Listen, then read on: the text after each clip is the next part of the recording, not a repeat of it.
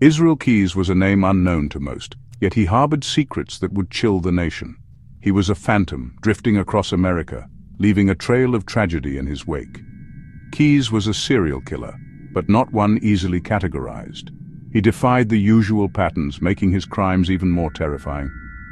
Keyes was meticulous and cunning. He planned his acts with chilling precision, often traveling vast distances to select his victims.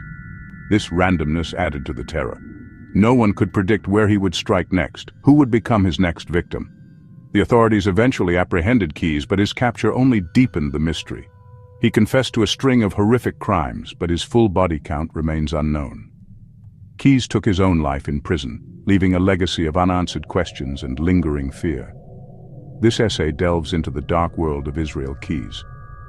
We will explore his life, his crimes, and attempt to understand the motivations behind his monstrous acts. Israel Keyes entered the world in Utah, born into a family with strict religious beliefs. This upbringing, while not necessarily a precursor to violence, played a role in shaping his worldview. The family later relocated to a remote part of Washington state, further isolating the young Keyes. Isolation can breed darkness, and for Keyes, it seemed to nurture disturbing tendencies. He was homeschooled for a period, limiting his social interactions and potentially exacerbating any existing issues.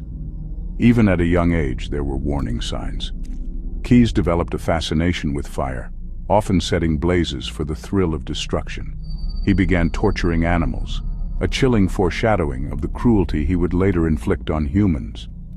Breaking into homes, trespassing on properties, these acts revealed a disregard for boundaries and a growing comfort with transgression. These behaviors, while disturbing, often go unnoticed or dismissed as youthful indiscretions. However, in the case of Israel Keyes, they were early manifestations of a deeply troubled mind. In 1998, Israel Keyes enlisted in the U.S. Army. This period of his life offered structure and discipline, but it also provided him with skills that he would later twist for sinister purposes. Keyes received training in weapons handling, camouflage, and survival techniques, knowledge that would prove useful in his future crimes. While Keyes maintained a relatively clean record during his service, one incident hinted at the darkness lurking beneath the surface. While on leave, he confessed to an attempted sexual assault. This act, though seemingly isolated, was a clear indication of his capacity for violence and disregard for consent. The military experience for Keyes was a double-edged sword. It offered him a sense of purpose and belonging, but it also equipped him with the tools and knowledge that would later facilitate his crimes. Upon leaving the military in 2001, Israel Keyes embarked on a chilling journey that would span a decade. He drifted across the United States, a phantom leaving a trail of devastation in his wake. This was when Keyes began to fully embrace his dark impulses. He funded his travels through a series of bank robberies, meticulously planned and executed. However, these crimes were merely a means to an end, a way to fuel his true obsession murder. Keyes' crimes were marked by their chilling premeditation. He would travel vast distances to select his victims, often choosing strangers to minimize the risk of detection. He prepared kill kits, caches of weapons and tools hidden in remote locations, ready for his gruesome work.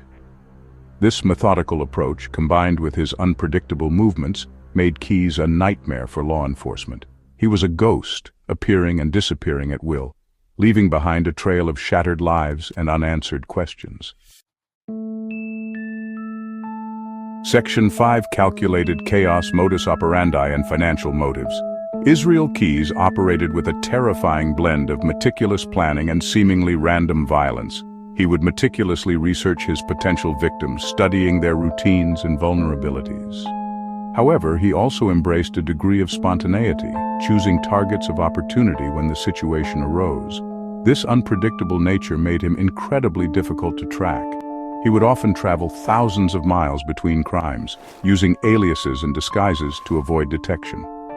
Keyes was a master of blending in, appearing as an unassuming figure amidst the crowds.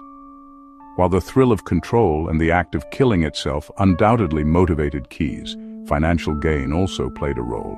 His bank robberies weren't merely a way to fund his travels, they were an integral part of his criminal identity. Keyes saw himself as a predator, stalking and exploiting the weaknesses of others. Money was simply another form of power, a way to exert control and fuel his dark desires. Section 6. Unraveling the Enigma Keyes psychological profile. Understanding the mind of Israel. Keyes is a daunting task, even for seasoned experts. He defied easy categorization, displaying a complex mix of traits that left investigators baffled.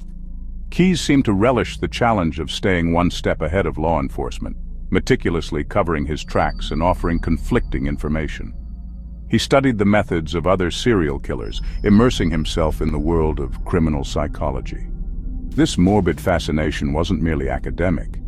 Keyes sought to learn from the mistakes of others, to refine his own methods and avoid capture. Keyes's own statements about his motives were often contradictory and unreliable. He claimed to avoid harming children or parents, citing his own daughter as a reason. However, these claims were met with skepticism, as his actions often contradicted his words. The truth, it seems, died with Israel Keyes. He remains an enigma, a chilling reminder that some minds are forever shrouded in darkness. Section 7.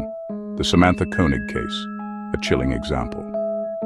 The abduction and murder of Samantha Koenig in 2012 brought the horrors of Keyes's crimes into sharp focus.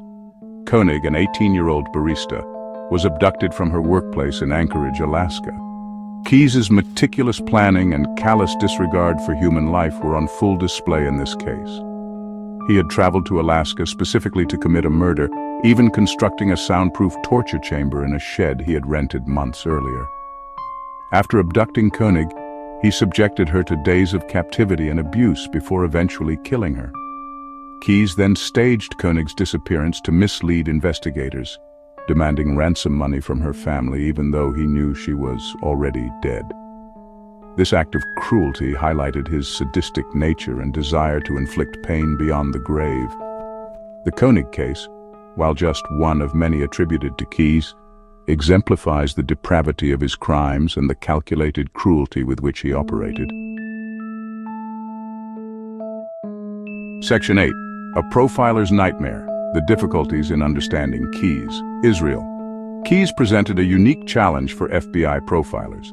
His lack of a clear victim profile, his meticulous planning, and his unpredictable movements made him incredibly difficult to anticipate. He operated outside the usual patterns, defying the conventional wisdom that often guides criminal investigations. Keyes' ability to compartmentalize his life further complicated matters. He maintained a seemingly normal facade, working as a contractor and raising his daughter, all while secretly committing horrific acts. This duality made it nearly impossible for those around him to suspect his true nature. Even after his capture, Keyes remained an enigma. He confessed to several murders, but he also hinted at many more, taking the true extent of his crimes to the grave. His suicide in prison robbed the families of his victims of the closure they desperately sought. Section 9. The Public Eye, Assistance, and the Importance of Criminal Psychology. The investigation into Israel Keyes' crimes highlighted the importance of public vigilance and cooperation with law enforcement. The FBI released information about Keyes' travels and modus operandi, hoping to jog memories and uncover additional victims. This appeal to the public proved crucial. Tips from citizens provided valuable leads, helping investigators piece together the puzzle of Keyes' movements and identify potential crime scenes.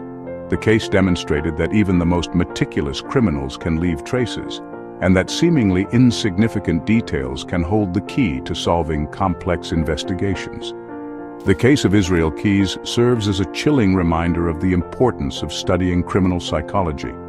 By understanding the motivations and behavioral patterns of individuals like Keyes, we can develop more effective strategies for prevention, detection, and apprehension. While the darkness that consumed Israel Keyes will likely never be fully understood, his case offers valuable lessons for law enforcement, psychologists, and the public alike. By learning from the horrors he inflicted, we can strive to prevent such tragedies from occurring in the future.